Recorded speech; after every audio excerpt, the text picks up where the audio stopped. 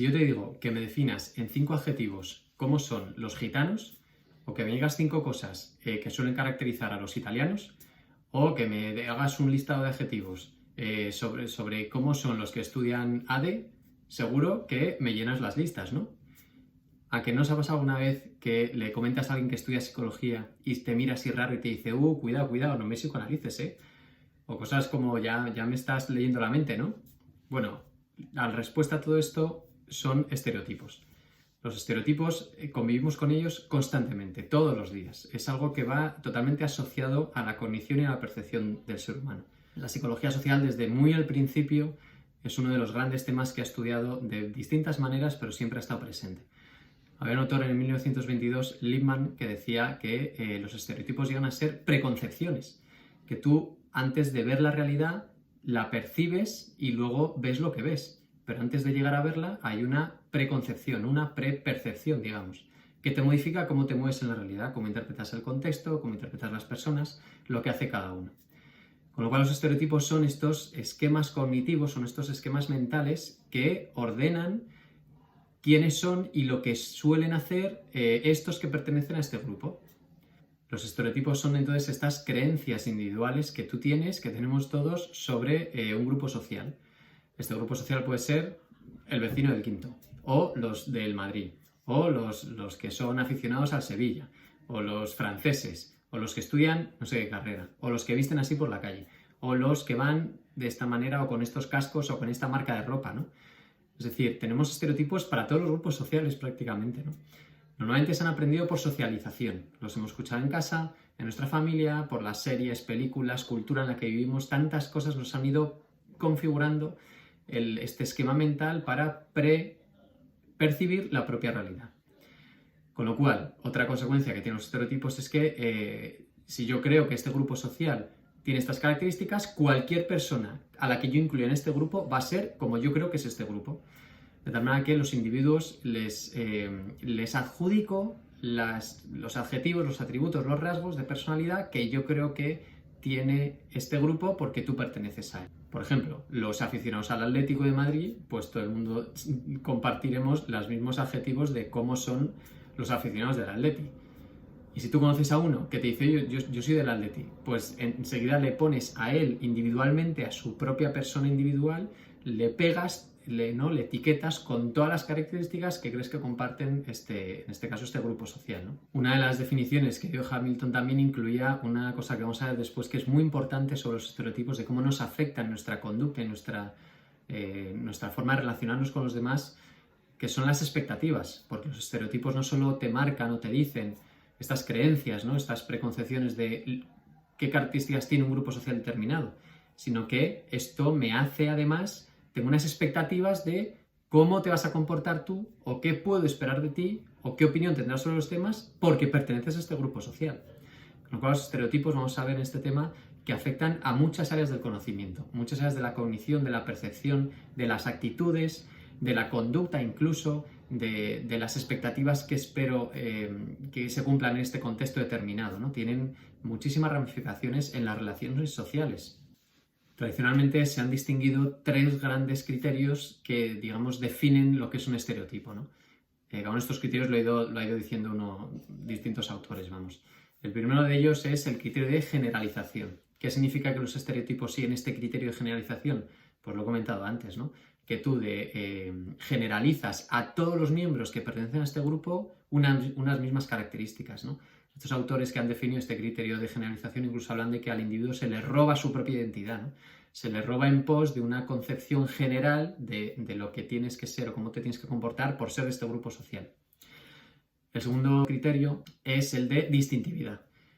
¿Distintividad por qué? Pues los estereotipos siguen un criterio de distintividad en el sentido de que estos rasgos que tiene este grupo social no los tiene este otro, con lo cual yo soy capaz de diferenciar muy bien, por ejemplo, no sé si lo habéis hablado alguna vez, pero pasa, por ejemplo, los que estudiáis la carrera de psicología, el grado de psicología, que sois un grupo, y luego los que estudiáis psicología más magisterio, que hacéis un doble grado, ¿no? Hay un criterio de distintividad en el sentido de que cuando tú dices que perteneces al A o al B, porque yo soy el que estudia doble grado, o no, yo soy el que estudia el grado de psicología únicamente, esta generalización puede llegar a hacer distintivo a los dos grupos.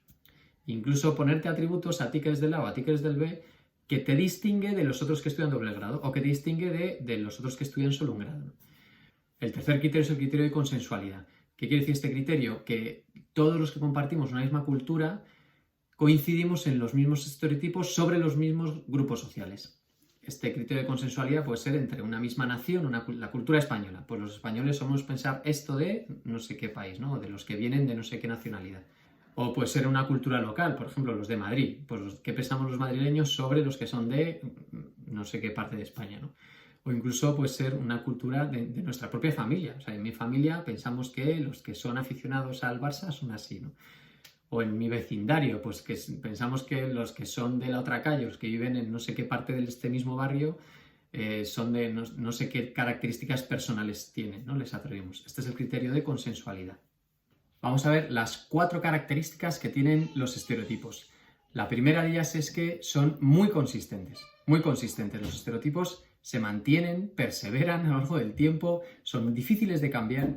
Hay un autor incluso que habla de ellos como prisiones inferenciales, es decir, que tú estás encerrado, estás aprisionado por tu propia inferencia de la realidad, por estos esquemas mentales previos, ¿no?, a la propia realidad incluso. Imaginaos que yo conozco a uno que el tío es un friki de los videojuegos, está todo el día encerrado ahí en su casa jugando, se sabe todo, se los ha pasado todos, comiendo ganchitos. Y además que es un friki también de las pelis de terror. Entonces le encanta ir al cine a pasar miedo, ahí, a sufrir, ¿no? Entonces sabe todas las sagas de terror, todas las que hay. Entonces yo tengo un estereotipo sobre la gente que cumple estas características que pertenecen a este grupo social de los frikis, ¿no? De los videojuegos o del cine de terror. Y un día me encuentro uno de estos y me dice, no, pues yo estoy saliendo ¿no? Tengo pareja y es que soy súper cariñoso, ¿no? Entonces tengo un montón de detalles con ella, me encanta estar atento a lo que necesita, soy muy detallista, muy cariñoso, no se me pasa un San Valentín. Entonces yo digo, venga, no, digo, pero tú de qué vas, tío, pero si tú no eres de los frikis de los videojuegos, entonces yo el estereotipo que tengo de esta persona que pertenece a este grupo no tiene nada que ver con lo que escucho que me cuenta, ¿no?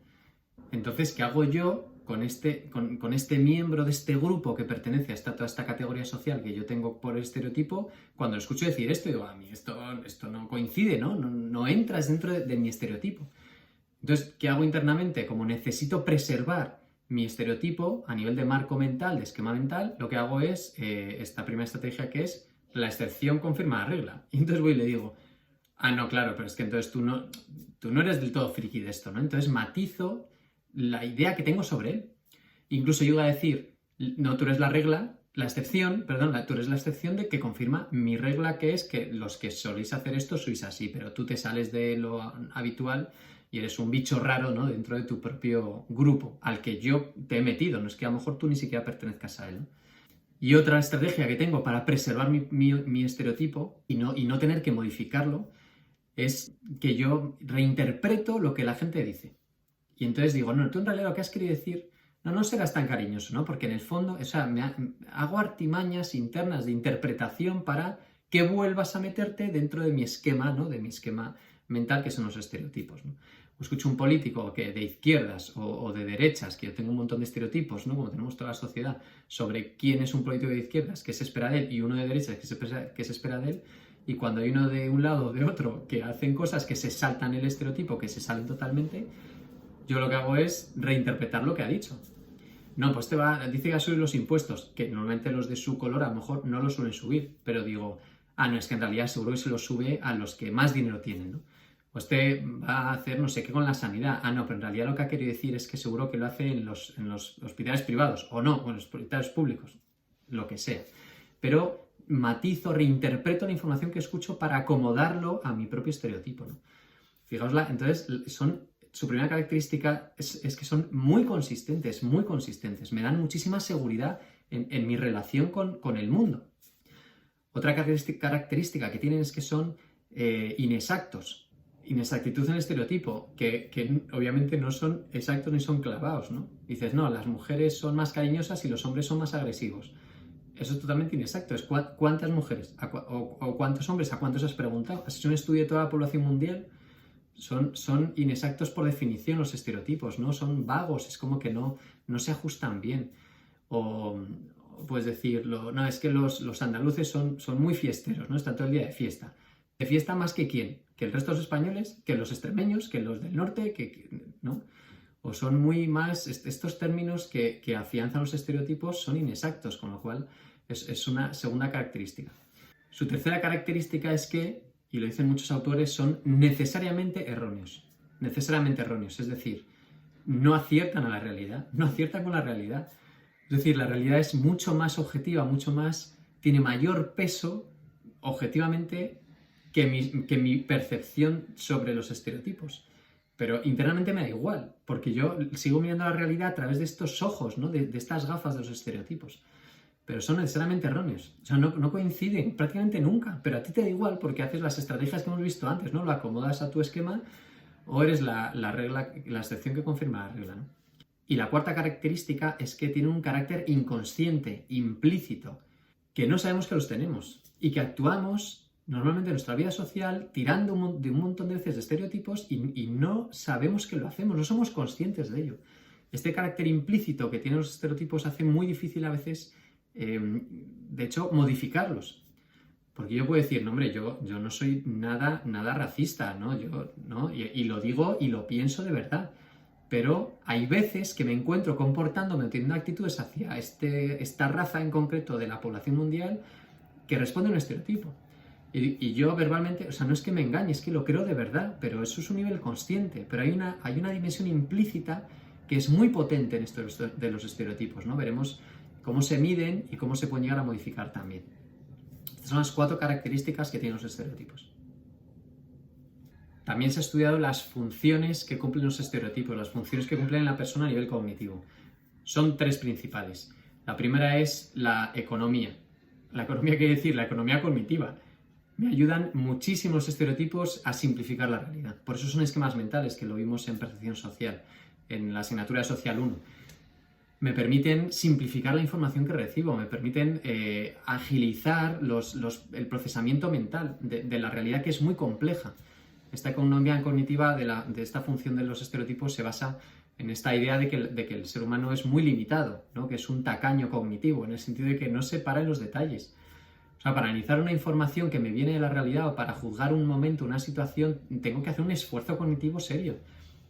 Comprender quién es la persona, qué ha pasado, qué ha ocurrido, las distintas versiones, escucharlas todas, analizar el contexto donde se ha dado, las consecuencias que tiene. Yo no voy por la vida a este nivel de análisis, ¿no? Sino que analizamos la realidad con un procesamiento automático muchas veces y muy simplista también. Pero los estereotipos cumplen esta función. Hacer sencilla la realidad, porque tú en cuanto ves a alguien le metes en tu estereotipo, en tu esquema mental, en esta categoría social y ya está, ¿no? ¿Para qué voy a preguntarle más si ya sé lo que va a decir? ¿Para qué me voy a parar a escucharle si ya sé lo que va a decir?